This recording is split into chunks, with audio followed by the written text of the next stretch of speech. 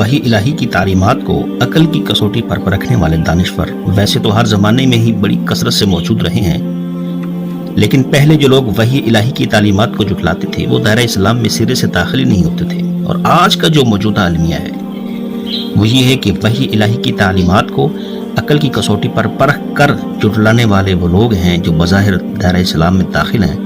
اور ساتھ ساتھ مسلمان ہونے کا دعویٰ بھی رکھتے ہیں۔ عزیزان گرامی، دوسری صدی ہجری کے آغاز میں جہم بن صفوان نے یونانی فلسفہ سے متاثر ہو کر ذات باری تعالیٰ، صفات باری تعالیٰ اور تقدیر کے بارے میں تعلیمات وحی سے انحراف کیا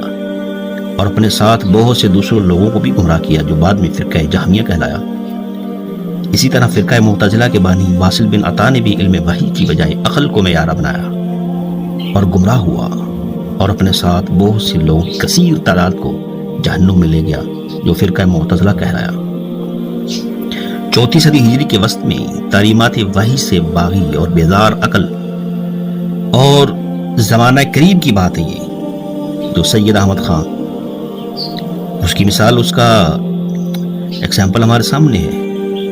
سن 1868 سے لے کر 1870 انگلستان میں رہے اور جب وہاں سے واپسی کا ارادہ کیا تو واپس آیا جب مغرب کی سائنسی ترقی اور ٹیکنالوجی سے اس قدر مرعوب اور مسحور تھا کہ علی گڑھ میں MAO کالج قائم کیا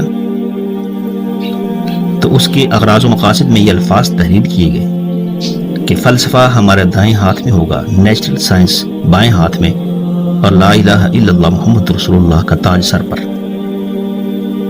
کالج کا افتتاح وائسرائے ہند لارڈ لیڈل سے کروایا اور کالج کے چارٹر میں یہ طے کرا دیا گیا تھا کہ کالج کا پرنسپل ہمیشہ یورپین ہی ہوگا۔ مغرب کی ٹیکنالوجی اور سائنس سے مرعوب یہ احمد خان جب قرآن مجید کی تفسیر لکھنے بیٹھا تو انبیاء کرام کے معجزات کو عقل کی کسوٹی پر پرکھنا شروع کیا اور تمام معجزات کا ایک ایک کر کے انکار کرتا چلا گیا۔ مادی وجود نہ رکھنے والے ملائکہ فرشتوں کا انکار کیا، جنات کا انکار کیا، عذاب قبر کا انکار کیا، علامات قیامت مثلا دابت الارض کا ظہور اس کا انکار کیا، نزول مسیح اور سورج کا مغرب سے طلوع ہونا ان سب کا انکار کیا، جنت اور جہنم کے وجود کا انکار کیا، اور یوں تعلیمات وحی سے انحراف کر کے نہ صرف خود گمراہ ہوا بلکہ اپنے پیچھے تعلیمات وحی سے منحرف عقل پرستوں کا ایک ایسا ٹولہ چھوڑ گیا جو امت کو ہر لمحہ ہر آن فکری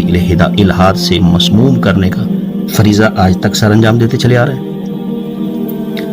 اور ہمیں یہ اعتراف کرنے میں کوئی تامل نہیں کہ اس دنیا میں جنت اور جہنم کی تفصیلات، اس کی ڈیٹیل واقعی بڑی ناقابل فہم ہے اور ہماری عقل کے معیار پر پوری نہیں اترتی، لیکن سوال یہ ہے کہ کیا واقعی کسی چیز کا عقل میں نہ آنا اس کا انکار کر دینے کے لیے کافی ہے؟ تو آئیے سائنس اور عقل کی روشنی میں ہی اس سوال کا جواب تلاش کرتے ہیں کہ حیات دانوں کی اور فلسفہ دانوں کی ماہر فلکیات کی جدید تحقیق کے مطابق ہماری زمین مسلسل حرکت کر رہی ہے، ایک نہیں بلکہ دو طرح کی، ایک اپنے محور کے گرد اور دوسری سورج کے گرد۔ سورج ساکن ہے، یہ دوسرا نظریہ ہے سائنٹسٹ کا جو صرف اپنے محور کے گرد گردش کر رہا، حالانکہ یہ قرآن کے خلاف ہے۔ تیسرا نظریہ کہ زمین سے سورج کا فاصلہ 9,30,00,000 میل ہے۔ چوتھا نظریہ کہ سورج کی جسامت زمین کے مقابلے میں 3,37,000 گنا بڑی ہے۔ پانچواں نظریہ ہمارے نظام شمسی سے 400 کھرب کلومیٹر کے فاصلے پر ایک اور سورج ہے جو ہمیں روشنی کا ایک چھوٹا سا نقطہ معلوم ہوتا ہے۔ چھٹا نظریہ کہ ہمارے نظام شمسی سے باہر ایک اور ستارے کا نام قلب عقرب ہے جس کا قطر 28,30,00,000 میل دریافت کیا گیا ہے۔ سامعین غور فرمائیے، کیا واقعی ہمیں یہ زمین گردش کرتی محسوس ہو رہی ہے؟ عقلی اعتبار سے سوچیں اور غور کریں، کیا ہمیں محسوس ہو رہی ہے؟ بظاہر یہ زمین مکمل طور پر ساکن ہے اور اس کی معمولی سی حرکت، زلزلہ بھی زمین والوں کو لرزا دینے کے لیے کافی ہو جاتا ہے۔ کجا یہ کہ اس کی دو طرح کی حرکت کو تسلیم کیا جائے۔ کیا سورج ہمیں واقعی ساکن محسوس ہوتا ہے؟ ہر انسان روزانہ اپنی آنکھوں سے یہ مشاہدہ کرتا ہے۔ اللہ پاک نے فرمایا کہ وَالشَّمْسُ تَجْرِي لِمُسْتَقَرٍّ لَهَا، سورج اپنے مستقر میں چل رہا ہے، جاری ہے۔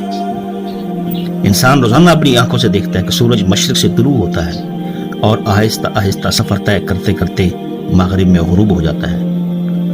کیا واقعی سورج زمین کے مقابلے میں 3,37,37,000 گنا بڑا نظر آتا ہے؟ ہر آدمی مشاہدہ کر سکتا ہے۔ کیا سورج ہمیں زمین سے فقط 9 یا 10 میٹر کی ایک چھوٹی سی ٹکیا دکھائی دیتی ہے؟ کیا انسانی عقل یہ تسلیم کرتی ہے کہ ہمارے اس نظام شمسی سے باہر خربوں کلومیٹر دور کوئی دوسرے سیارے بھی ہو سکتے ہیں جو ہماری زمین اور سورج کے مقابلے میں لاکھوں گنا بڑے ہیں؟ یہ ساری باتیں نہ صرف مشاہدہ کے برعکس ہیں بلکہ حضرت انسان کی عقل میں آنے والی بھی نہیں، لیکن اس کے باوجود ہم ان تمام باتوں کو محض اس لیے تسلیم کرتے ہیں کہ سائنٹسٹ نے تحقیق اور تجربے کے بعد اس کا دعویٰ کیا۔ اس کا صاف اور واضح مطلب یہ ہے کہ کسی چیز کی عقل میں نہ آنے پر اس کا انکار کر دینے کا اصول سراسر غلط اور باطل ہے۔ اسی طرح جنت اور جہنم کے وجود اور جنت اور جہنم کی تفصیلات کا محض عقل میں نہ آنے کی وجہ سے انکار کرنا یہ بھی سراسر باطل اور غلط نظریہ ہے جو محض شیطانی فریب اور دھوکہ ہو سکتا ہے۔ نیوٹن اور آئنسٹائن کی کلیات سمجھ میں نہ آئیں تو ہم نہ صرف اپنی کم علمی اور کم عقلی کا فوراً اعتراف کر لیتے ہیں بلکہ الٹا ان کی ذہانت اور فطانت کو داد بھی دیتے ہیں، جبکہ اللہ جل جلالہ اور اس کے رسول صلی اللہ علیہ وسلم کی دی ہوئی خبریں، ان کے فرمودات وہ ہماری عقل میں نہ آئیں تو نہ ان کا نہ صرف ہم انکار کر دیتے ہیں بلکہ الٹا مذاق اور تمسخر بھی اڑاتے ہیں۔ اس طرز عمل کا مطلب اس کے سوا اور کیا ہو سکتا ہے کہ ہمیں اللہ اور اس کے رسول صلی اللہ علیہ وسلم کی باتوں پر اتنا بھی ایمان نہیں جتنا آئنسٹائن اور نیوٹن کی تحقیقات پر ہے؟ امر واقع یہ ہے کہ جنت اور جہنم کے وجود اور ان کے بارے میں دی گئی تفصیلات کو من و عن تسلیم کرنے کی دلیل صرف ایک ہی ہے، ایمان بالغیب، جسے اللہ احکم الحاکمین نے کتاب حکمت میں لوگوں کی ہدایت کے لیے شرط اول قرار دیا ہے۔ اور اللہ سبحانہ و تعالیٰ نے ارشاد فرمایا ذالک الکتاب لا ریب فیہ، یہ وہ عظیم الشان کتاب ہے کہ جس میں ذرا بر بھی شک کی گنجائش نہیں، ہدی للمتقین،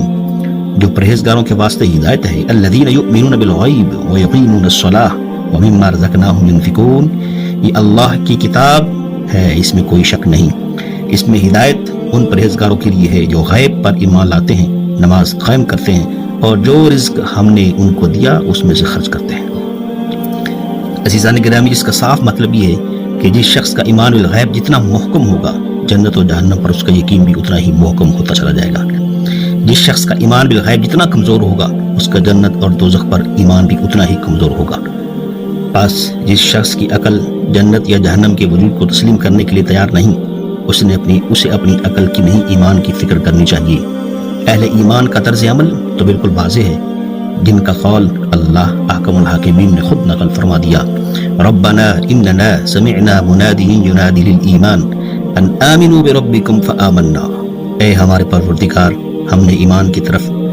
دعوت دینے والے کی پکار سنی کہ اپنے رب پر ایمان لاؤ، سو ہم ایمان لے آئے، ہم مسلمان ہیں اور ہم مسلمان ہو گئے۔ ہم تیری ذات پر یقین رکھتے ہیں، تیرے سارے انبیاء پر یقین رکھتے ہیں، ساری آسمان کی کتابوں پر یقین رکھتے ہیں،